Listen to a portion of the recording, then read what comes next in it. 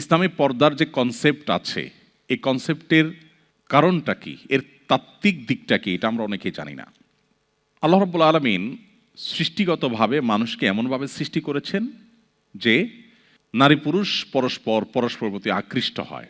এর মধ্যে আল্লাহ তাআলা নারীকে বিশেষভাবে এমনভাবে সৃষ্টি করেছেন যে পুরুষরা নারীদের রূপ লাবণ্য, তাদের সৌন্দর্য দেখে তাদের দিকে বেশি আকৃষ্ট হয়। এই আকৃষ্ট হওয়ার ফলে মনোজগতে, কল্পনার জগতে একজন পুরুষ একজন নারীর খোলামেলা কোনো দৃশ্য বা সৌন্দর্য দেখে তাকে নিয়ে বাজে চিন্তা করা, আরও সহজ করে বললে মনে মনে রেপ করার, কল্পনার জগতে তাকে রেপ করার একটা স্কোপ তৈরি হয়। আমাদেরকে যিনি সৃষ্টি করেছেন তিনি জানেন যে আমাদের এটা মানবীয় দুর্বলতা আছে। সেই জন্য আল্লাহ তাআলা আমাদেরকে নির্দেশ করেছেন পুরুষদেরকে তোমরা দৃষ্টিকে সংযত করো, কুল্লিল মুমিনিনা ইয়াগুদ্দু মিন আবসারিহিম ওয়া ইয়াহফাযু ফুরুজাহুম। আবার নারীদেরকে নির্দেশ করেছেন ওয়ালা ইউদিনা যিনাতাহুন্না ইল্লা মা যাহারা মিনহা, নারীরা তাদের সৌন্দর্যকে প্রকাশ করে বেড়াবে না, যাতে করে একটা সমাজ সুস্থ স্বাভাবিক থাকে। আল্লাহর বিধানটাকে যদি আমরা ছুঁড়ে ফেলে দেই তাহলে কি হবে?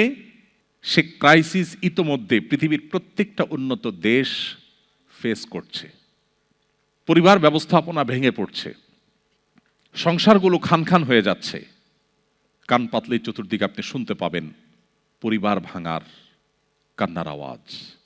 আল্লাহর বিধানকে যখন মানুষ পরিবর্তন করে নানা নামে, স্বাধীনতার নামে, কখনো অন্য কোনো নামে, যখন মানুষ আল্লাহর বিধান থেকে সরে যায় তখন সেটার জন্য মানুষকে মূল্য দিতে হয়।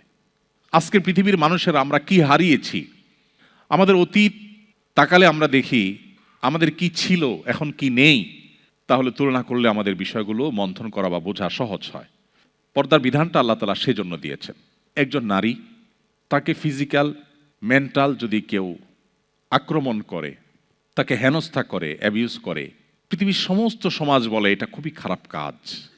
কিন্তু মনোজগতে, কল্পনার জগতে কোনো নারীকে নিয়ে আপনি যত কুচিন্তা করেন, যত মনে বাজে চিন্তা করেন, এমনকি আপনি তাকে কল্পনার জগতে ধর্ষণ বা রেপ করেন, পৃথিবীর কোনো সমাজ কিন্তু সেটাকে খারাপ বলে না।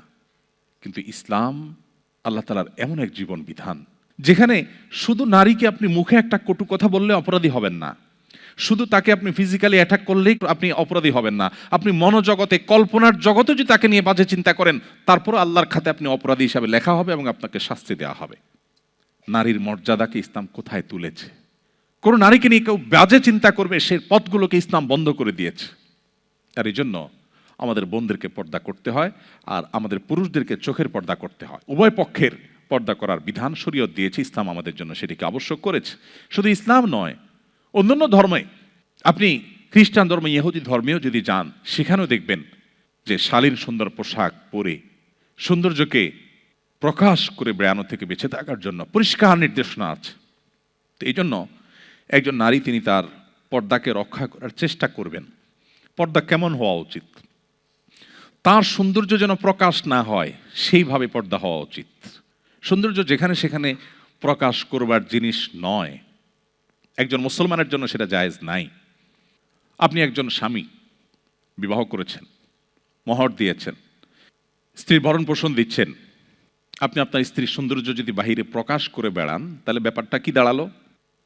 যে আপনি আপনার স্ত্রীকে সবাইকে দেখে তাকে নিয়ে বাজে চিন্তা করার স্কোপ আপনি তৈরি করে দিলেন।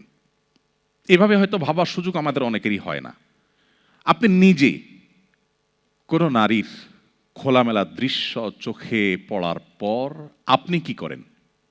আপনার মনোজগতের অবস্থা কি হয়?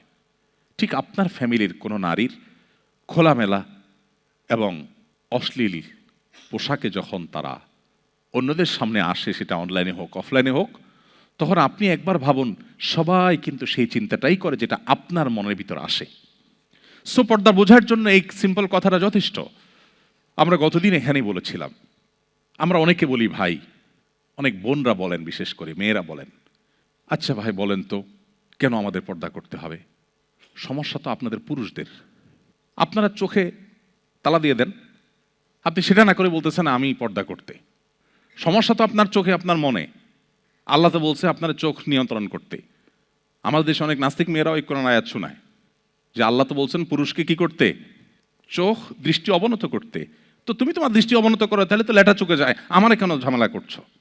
তো এটা বোঝার জন্য আমি বলি, সেদিনও বলেছিলাম, আপনি মতিঝিলে কোনো একটা ব্যাংকে গেছেন, যে প্রবাস থেকে পাঠানো টাকা তুলেছেন, 10 লাখ 20 লাখ 50 লাখ ক্যাশ টাকা তুলেছেন, তুলে একটা স্বচ্ছ ট্রান্সপারেন্স যে পলিথিন আছে, সেই পলিথিনে টাকাগুলো ভরে দেখা যাচ্ছে চকচকা 1000 টাকার 500 টাকার নোটের বান্ডিল।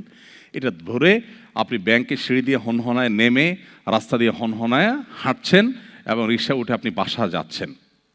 আপনাকে যদি কেউ বলে ভাই, ব্যাংকের ক্যাশিয়ার সাহেব হয়তো আপনাকে বলবে, আরে ভাই কি করছেন, কালারফুল একটা খাম দেয় যে এটার মধ্যে ঢুকান, তাহলে দেখা যাবে না টাকাটা। আপনি যদি বলেন যে কেন, আমি খামে ঢুকাবো কেন, টাকা আমার, আমার টাকা দেখে যদি চোর ভাই ছিনতাইকারী ভাই লোভ হয়, তো সে তার চোখ হেফাজত করুক, সে তার লোভ সামলাক। ওয়াই আমি আমার টাকা এই পলিথিনে ব্যাগে ভরতে যাব? ও চোর ভাই, ও ডাকাত ভাই, ও ছিনতাইকারী ভাই, আমার টাকা দেখলে তোমার লোভ হয়, তো তো তুমি তোমার চোখের হেফাজত করো, তুমি তোমার দৃষ্টিভঙ্গি চেঞ্জ করো, তাহলে তো লেঠা চোখে যায়, আমাকে কেন ব্যাগে টাকা ভরতে বলো? এ কথা যদি কেউ বলে, আমরা কি কেউ সেটাকে অ্যাকসেপ্ট করব? আমরা তাকে বলবো ভাই, চোররে চোরের দায়িত্ব না দিয়া, ছিনতাইকারীর ছিনতাইকারীর দায়িত্ব, ভালো মানুষ হওয়ার দায়িত্ব না দিয়া তুমি তোমার টাকাটা সেভ করো, এটাই হলো তুলনামূলকভাবে ভালো। হ্যাঁ, চোরকেও আমরা নসিহত করবো, ও চোর ভাই তুমি সামলাও, এবং তাকে আমরা বিচারের মুখোমুখি করে শাস্তি কার্যকর করে চুরির প্রবণতা কমাবো। আবার অপরদিকে আমরা নিজেদের সম্পদকেও সেভ করব। এই দ্বিমুখী প্রচেষ্টার মধ্য দিয়ে একটা সমাজ সুস্থ হয়, স্বাভাবিক হয়। ইসলাম সেজন্য আমাদেরকে পর্দার বিধান দিয়েছে। আল্লাহ তাআলা আমাদের বোনদেরকে এটা বোঝার তৌফিক দান করুন। আস-সুন্নাহ ফাউন্ডেশন, উম্মার স্বার্থে সুন্নাহর সাথে।